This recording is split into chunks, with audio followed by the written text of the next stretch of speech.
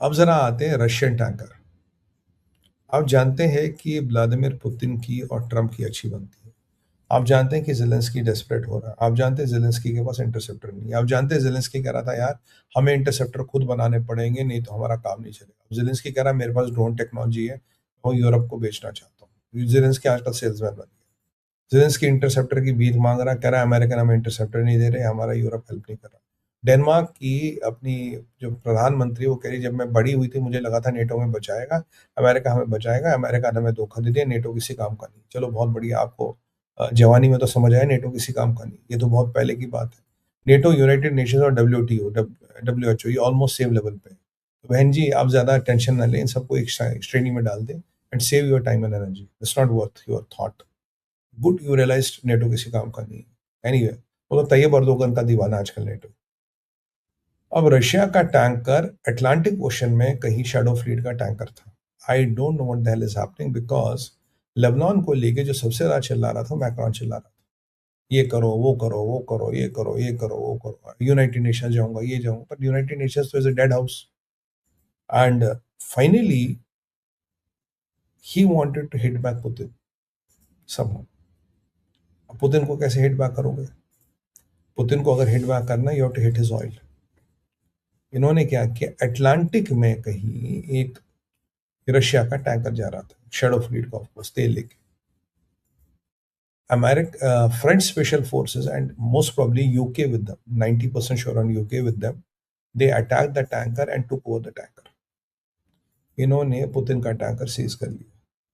मैं आपको कल कह रहा था ये यूरोप वाले फिर कुछ हरकत करेंगे, क्योंकि अभी इनको कोई घास डाल नहीं रहा। They are becoming irrelevant, they are a civilisation liability, they are literally they have lost their priorities.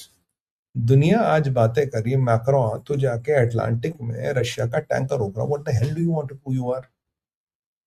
और वो यूके जिसकी जिसके फट्टे खुल चुके हैं, जिसकी वाट लग चुकी है, जिसकी अर्थव्यवस्था बिल्कुल इस्लामिस्ट हो गई है, वो सादिक खान तो वहाँ हज से उमरा से वीडियो बना बना के लगा रहा है।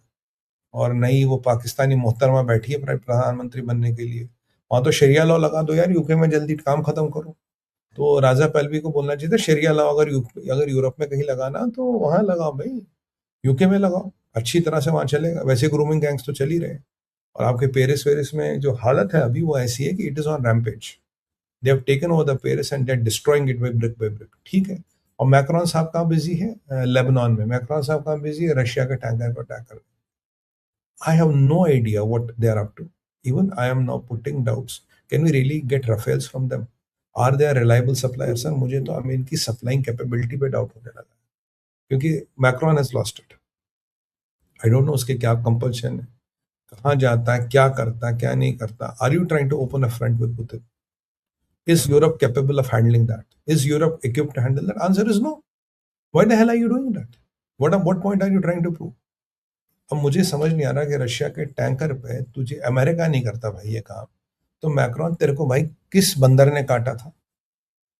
वैसे रैबीज कुत्ते के काटने और बंदर के काटने दोनों से होता है, तो किसने तुम्हें काटा था? Why were you doing that? Have you lost it? तुम्हारी अपनी लगी पड़ी है। तुम्हारे पेरिस की मैं वीडियो देख रहा हूँ, they have taken over Paris. Last time 10% 9% मुसलमानों ने पूरे फ्रांस को जला दिया, and you seem to be lost. And and don't be under this impression कि डेमोग्राफी फ्रांस की चेंज होती है। It is happening at alarming rate. कह रहे हैं जो नया एडमिशन होता है 3 में से 1 बच्चे का नाम मोहम्मद है, तो 20 साल बाद सोचिए फ्रांस का क्या हाल होगा। I love the country, beautiful country, but गया। और ये इनके नेता ऐसे हैं, ऐसे अल्लू के खजूर हैं। They are busy trying to intercept Russian tankers and take a पंगा विद पुतिन। यार क्यों यमराज के यहाँ वो कोरियर सर्विस भेज रहे हो? Why are you pinging doorbell, क्यों बजा रहे हो यमराज की? I don't know what is wrong with them, but anyway this is France for you, this is UK for you. और वहां जरा ममदानी की भी जरा खबर ली जाए। इसराइल डे था, ये जहादी सूट वाला जहादी ममदानी, ये इसराइल डे की परेड में नहीं जा रहा, कह रहा कि मैं इसराइल डे की परेड में नहीं जाऊंगा। पर यही सूट वाला जहादी ममदानी पाकिस्तान का इंडिपेंडेंस डे का जब प्रोसेशन निकला उसमें ये सबसे आगे था, पीछे सड़क पे नमाज पढ़ रहा था।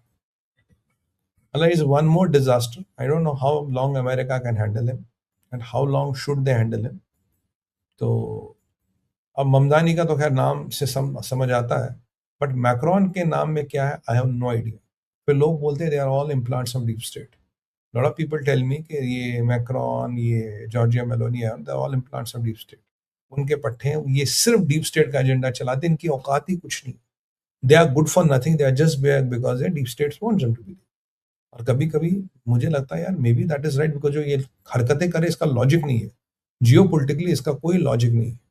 And let's see what happens. भाई साहब दुनिया इतनी इंटरेस्टिंग हो रही है, दुनिया में इतनी चीज़ें बदल रही है कि I am at times lost what the hell is happening, why people are even behaving like this. और हाँ, बाय द वे, नेतन्याहू वाला सीज़फायर टिकेगा नहीं। 2-4 दिन टिकेगा, उसके बाद फिर तेरी कहानी याद आएगी।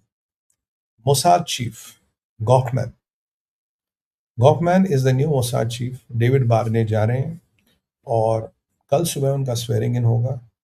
And I think the mission is very cut off. David Barnea को लेके काफी आक्रोश था। Is a great guy, he has done fantastic work as per my opinion.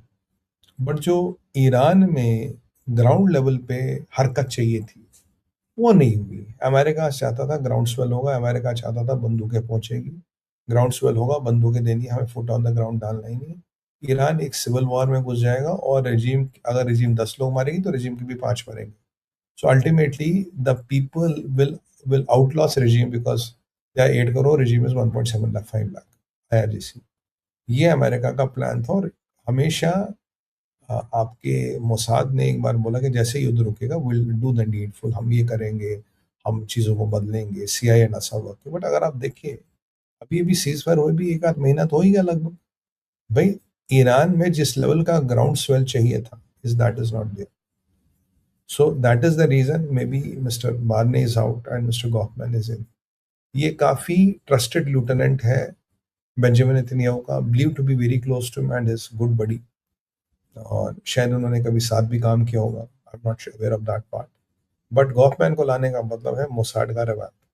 मोसाड will be more aggressive, Mossad will be looking into more things, and you know what Mossad is good at।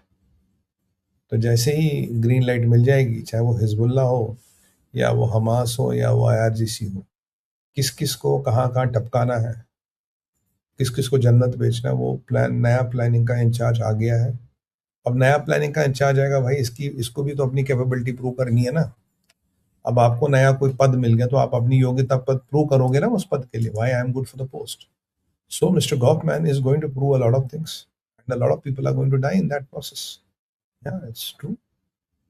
तो अब किस किस की पर्ची में नाम डल गया मुझे तो नहीं पता, ये मुझसे आप पूछना भी मत, मुझे नहीं पता भाई। पर लोगों का पर्ची में नाम डल गया है और कुछ नए नाम अब पर्ची में डलेंगे।